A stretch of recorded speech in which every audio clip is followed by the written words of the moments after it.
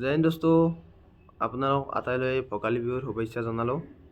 আশা কৰোঁ আপোনাৰ সকলোৱে ভালে আছে আৰু সকলোৱে পঢ়া শুনা কৰি আছে আৰু সকলোৱে কৰি থাকিব পঢ়া শুনা, কাৰণ সকলোৱে গমেই পাইছে ফেব্ৰুৱাৰী মাহত ৰিটাৰ্ণ হোৱা চান্স এটা আছে, নহ'লে মাৰ্চৰ প্ৰথমত হৈ যাব।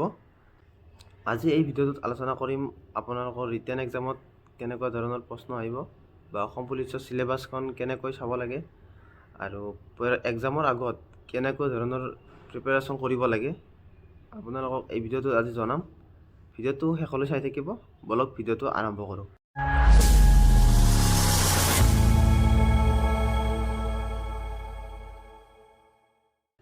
আপোনালোক নিশ্চয় সকলোৱে পঢ়া শুনা কৰি আছে আৰু সকলোৱে কৰি থাকিব।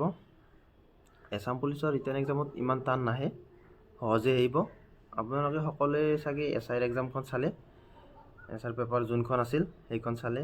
এইখনত সিমান টান অহা নাই ধৰক, ডিগ্ৰী লেভেলত এইটো তেনেকুৱা আহিছে। আৰু ধৰক এইটো আছাম পুলিচত ABUBটো এতিয়া হাই ছেকেণ্ডেৰী বা HS পাছ হ'ব, তাত বহুত সহজ আহিব। আপোনালোকে বেছি টেনশ্যন ল'ব নালাগে, কেৱল পঢ়া শুনাটো কৰি থাকিব সকলোৱে। ABUB ৰিটাৰ্ণ এক্সামত আপোনালোকৰ ৰিটাৰ্ণত ৰিজনিং আহিব 16টা 18টা আহি যাব আৰু GK 50টামান আহি যাব আৰু ইংলিছ গ্ৰামাৰ আহিব 12টামান আৰু গণিত আহিব 18টা 16টা এনেকুৱা আহি যাব। আপোনালোকে এইখিনি আহিব। গণিতবিলাক বহুত সহজে আহে, আপোনালোকে আৰামছে কৰিব পাৰিব। তাৰপিছত ৰিজনিংখিনিও চাব, অলপ সহজে আহে সেইখিনিও। তাৰপিছত ইংলিছ গ্ৰামাৰখিনিও আৰু GKখিনি ভালকৈ চাব, কাৰণ GKত 50টা যদি GK আহে আপোনালোকে 25 নম্বৰ পালে, তাত যদি 22-23 পাব পাৰে, বহুত আপোনালোকৰ সহজ হৈ আহিব। কিছুমানে যদি গণিত নাজানেও তেতিয়া ভাল হৈ যাব, বা কিছুমানে ইংলিছ গ্ৰামাৰ নাজানিব পাৰে, তথাপিও ভাল হৈ যাব, সহজ হৈ যাব পিছলৈ। GKত চাব পাৰে দিৱস, তাৰপিছত উৎসৱ কাক কি নামেৰে জনা যায়, বুৰঞ্জী, হিষ্ট্ৰী, কাৰেণ্ট এফেয়াৰ্ছ, খেল আৰু বিজ্ঞান, ভাৰত বুৰঞ্জী আহিব পাৰে। এনেকুৱা ধৰণৰ GKত আহিব।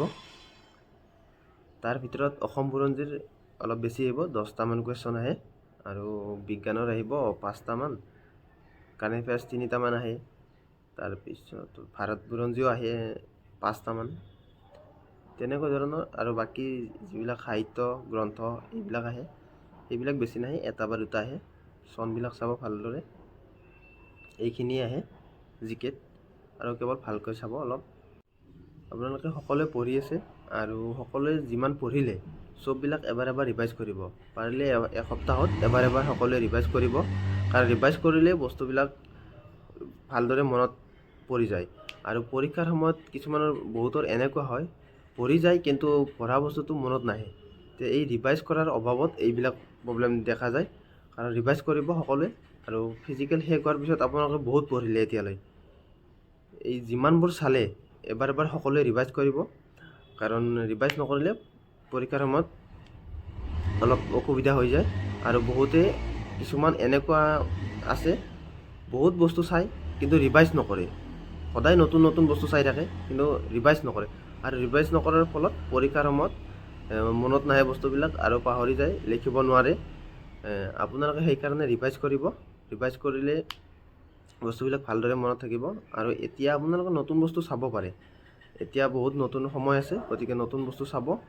পৰীক্ষা সময় দেৰি আছে বহুত, গতিকে পৰীক্ষাৰ আগত এসপ্তাহ আগত আপোনালোকে ৰিভাইজ কৰিব আৰু নতুন বস্তু নাচাব। তেতিয়া এসপ্তাহ আগত, পৰীক্ষাৰ এসপ্তাহ আগত, তেতিয়ালৈ নতুন বস্তু নাচাব। সেই যিবিলাক আগৰবিলাকে চাইছে সেইবিলাকে ৰিভাইজ কৰিব এবাৰ, তেতিয়াহ'লে আপোনালোকে ভালদৰে মনত থাকিব। আৰু সকলোৱে বহুত চালে, আৰু ৰিভাইজ কৰাৰ সহজ উপায় গ্ৰুপ ডিছকাছ আপোনালোকে কৰিলে ভাল। আৰু গ্ৰুপ ডিছকাছ কৰিলে আপোনালোকে ৰিভাইজো হ'ব, আৰু নজনা বস্তুটো আনজনে এজনৰ পৰা জানিব পাৰিব। আৰু যদি নোৱাৰে তেতিয়াহ'লে অকলেও পাৰে, সেইটোলৈও কোনো কথা নাই। ৰিভাইজ হ'ব লাগে কেৱল। আপোনালোকে গ্ৰুপ ডিছকাছ কৰিব পাৰে আৰু নিজেও কৰিব পাৰে।